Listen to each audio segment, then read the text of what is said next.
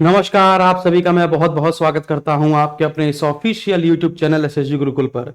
आज से ठीक 2 दिन पहले मैंने आपको एक नोटिस दिखाया था जिसमें पंचायत सहायक की 4821 वैकेंसी का नोटिस मैंने आपको दिखाया था। इसके बाद आपका ये नोटिस जारी कर दिया गया है। आपका फुल नोटिफिकेशन अभी आ जाएगा 15 जून के पहले, यानी कि आज आपकी 9 जून है, 12 जून से पहले पहले आपका ये फुल नोटिफिकेशन आ जाएगा। यहाँ पर बहुत सारे विद्यार्थियों के कमेंट आ रहे थे, जैसे कि मैं आपको वीडियो दिखा देता हूँ। सबसे पहले यूट्यूब पर हमने वीडियो डाली और यहाँ पर आप देख पाएंगे लगभग 50,000 के आसपास यहाँ पर है और बहुत सारे कमेंट आ चुके हैं। 144 कमेंट है यहाँ पर। अब 144 कमेंट में यहाँ पर बहुत सारे विद्यार्थियों ने कमेंट किया है कि सर ये फॉर्म कहाँ से मिलेगा, इसका सिलेक्शन कैसे होता है, इसकी सैलरी कैसे होती है, कितनी होती है, क्या बढ़ सकती है। वो सारी बातों पे हम लोग 1 बाय 1 करके चर्चा करने वाले हैं। जरा देखिएगा, है ना। सबसे पहले कुल रिक्त पदों की संख्या 4821 है। 15 जून से लेकर 30 जून के बीच में आपको आवेदन करना है। 15 जून से लेकर 30 जून के बीच में। अभी 12 जून को आपके पास या हो सकता है कि कल 10 या 11 जून में ही आपका क्या जाए, फुल नोटिफिकेशन आ जाएगा। उसमें सैलरी वैलरी सब कुछ बताई जा चुकी होगी, ठीक है ना। तो मैं आपको बताऊंगा कि सैलरी इसकी मैक्सिमम कितनी हो सकती है, कितना रुपए आपको मिलेगा, क्या क्या काम करना होगा, सारी चीजें हम लोग यहाँ पे डिस्कस करेंगे। देखिए लिखा है यहाँ पे आवेदन तिथि 15 जून 2024 से लेकर 30 जून 2024 तक है। पंचायत सहायक या अकाउंटेंट कम डाटा एंट्री ऑपरेटर के चयन की समय सारणी यहाँ पर दी गई है। तो अगर यहाँ पर देखेंगे समय सारणी का मतलब क्या है, यहाँ पर 12 जून से लेकर 14 जून के बीच में जितनी भी ग्राम पंचायत है वो सब अपने डेटा यहाँ पर देंगी, ठीक है ना। फिर 15 जून से 30 जून के बीच में, है ना, यहाँ पर क्या होगा, जिला पंचायत राज अधिकारी कार्यालय, विकास खंड कार्यालय एवं ग्राम पंचायत कार्यालय में आवेदन पत्र जमा करने की अवधि है। यानी कि जो भी आप फॉर्म भरेंगे उस फॉर्म को आप कहां पर भरेंगे, है ना, आप उसको जमा कहां करेंगे, तो आप जिला पंचायती राज अधिकारी कार्यालय में जमा कर सकते हैं या विकास खंड कार्यालय या ग्राम पंचायत कार्यालय में आवेदन पत्र जमा कर सकते हैं आप 30 जून तक। अब आपको सर ये फॉर्म मिलेगा कहां पर, आप कहेंगे सर जी कुछ नहीं करना है, फॉर्म आपको मिलेगा इस वेबसाइट पे चले जाइएगा। यहाँ पे लिखा है ना, पंचायतीराज.up.nic.in, या फिर आप यहाँ पे जा सकते हैं prdfinance.up.government.in पर, है ना। तो इस वेबसाइट पर आप जाएंगे तो वहां पर आपको एप्लीकेशन का फॉर्मेट मिल जाएगा, उसको आप भरेंगे। उसमें क्या क्या चाहिए होगा अभी मैं आपको बताता हूं, ठीक है ना।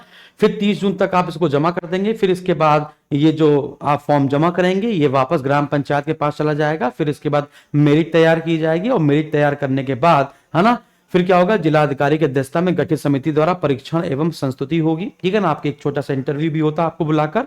फिर इसके बाद ग्राम पंचायत द्वारा आपको नियुक्ति पत्र दे दिया जाता है, यानी 22 जुलाई से 2024 से लेकर 24 जुलाई 2024, यानी कि 2-3 दिन में आपको नियुक्ति पत्र मिल जाएगा। यानी कि 24 जुलाई के पहले पहले आपकी क्या हो जाएगी, है ना, ज्वाइनिंग हो जाएगी। तो यानी कि 1 महीने के भीतर भीतर ज्वाइनिंग हो जाएगी। अब यहाँ पे देखिए क्या लिखा हुआ है, आवेदन की प्रक्रिया। निर्धारित आवेदन के प्रारूप पर समस्त सूचनाएं अंकित कर व्यक्तिगत रूप से अथवा रजिस्टर्ड डाक से अपनी ग्राम पंचायत या विकास खंड कार्यालय अथवा जिला पंचायत राज्य अधिकारी के कार्यालय में निर्धारित समय अवधि में उपलब्ध कराया जाएगा। समस्त चयन प्रक्रिया शासन आदेश संख्या डैश डैश डैश के अनुरूप संचालित होगी, है ना। अब यहाँ पर आगे बढ़ते हैं। अब अगली बात बताते हैं आपको, ये बहुत महत्वपूर्ण बात है।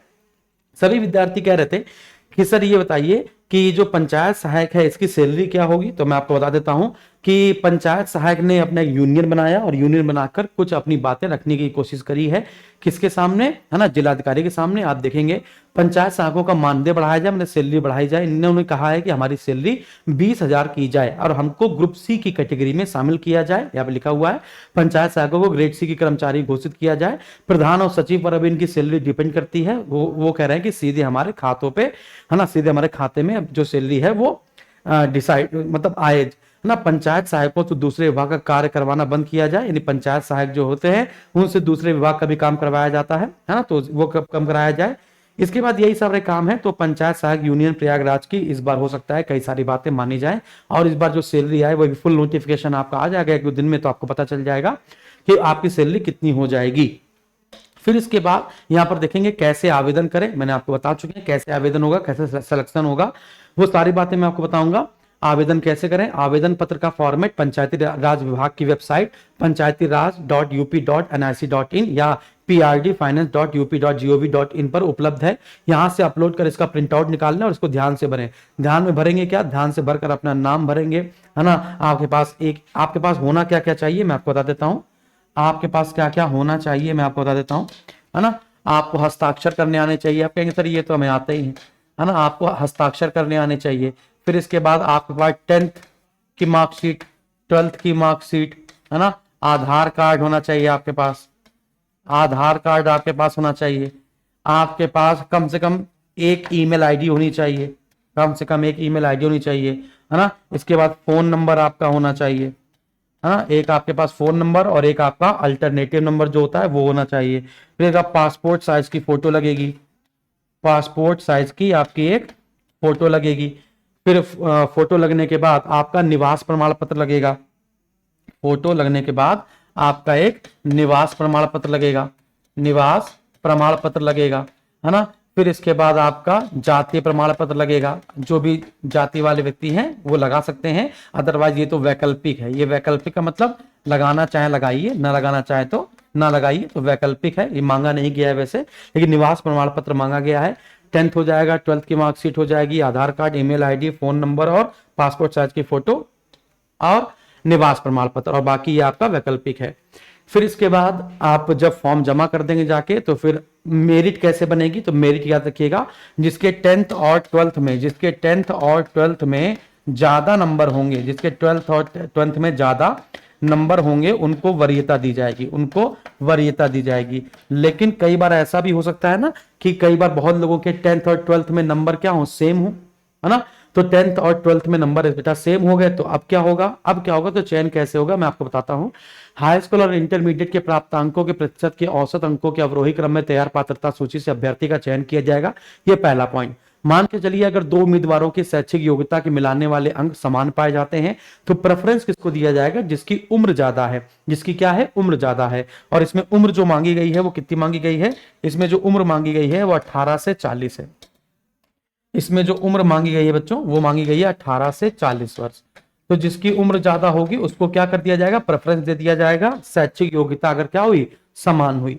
फिर इसके बाद किन्हीं दो उम्मीदवारों के शैक्षिक अंक और आयु सीमा, यानी कि शैक्षिक अंक भी समान हो गए और आयु भी क्या हो गई, बराबर बराबर हो गई, तो ऐसे में उस अभ्यर्थी को वरीयता दी जाएगी जिसने पहले आवेदन किया है। इसलिए हो सके तो 15-16 तारीख को ही, 15 से फॉर्म भरने शुरू होंगे, तो हो सके तो 15-16 से ही आपका कर दीजिएगा, फॉर्म भरकर खत्म कर लीजिएगा।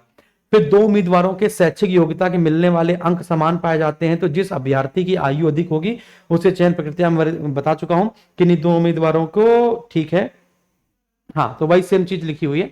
तो यहाँ पर क्या बताया कि उम्मीदवारों की अगर शैक्षिक योग्यता बराबर है तो उम्र जिसकी ज्यादा होगी, शैक्षिक योग्यता और उम्र अगर दोनों बराबर है तो क्या है, जिसने फॉर्म पहले भरा है उसको योग्यता दी जाएगी, यानी उसको वरीयता दी जाएगी।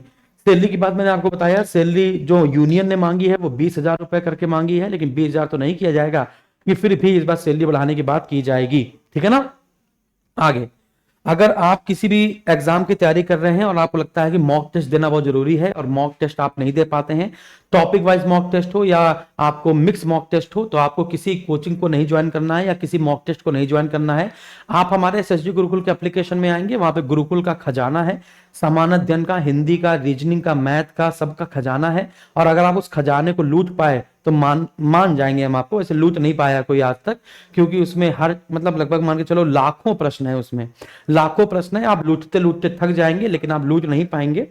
और यूपी पुलिस सर्वशक्ति बैच हम लोग का जारी हो चुका है, तो याद रखिएगा, है ना, 100%। यदि आपने मानसिक अभिरुचि नहीं पढ़ी है तो एक बार हमसे मानसिक अभिरुचि पढ़ के देखिएगा या कोई भी पैटर्न पढ़ के देखिएगा, आपको मजा आएगी। इसके बाद आप एसएसजी गुरुकुल के एप्लीकेशन में ही उत्तर प्रदेश एग्जाम कैटेगरी में जाकर सर्वशक्ति बैच ले लेंगे। और सबसे मजेदार बात पता है क्या है, कि पहले इसमें हम आपको 10 मॉक टेस्ट दे रहे थे, अब इसमें हम आपको 20 मॉक टेस्ट देंगे, है ना, और बिल्कुल अपडेटेड। तो फटाफट से ज्वाइन कर सकते हैं। Thank you very much.